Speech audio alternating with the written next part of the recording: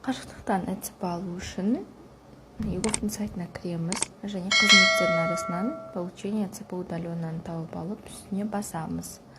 Заказать услугу онлайн. Физлицо. Өз иінімізді енгіземіз.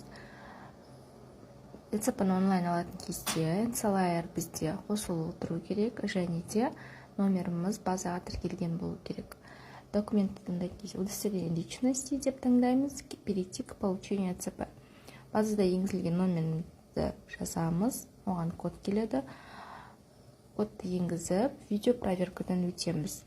Видео проверкадан өткен соң тағы да доступ сұрайды. Доступқа разрешение береміз және ЭЦП-ны таңдайтын, сақтайтын жерді, папканы таңдаймыз. Таңдаған соң өзі рұқсат сұрайды. Сол жерге галочка басамыз және де пароль ойлап табамыз. Парольді 2 рет жазу керек. Содан соң біздің ЭЦП-мыз өзіміз таңдаған файлдың ішінде, өзіміз сақтаған папканың ішінде дайын тұрады. Ары қарай алып қолдана берсеңіздер болады. Болған ЭЦП-ңыз 1 жылға жарамды.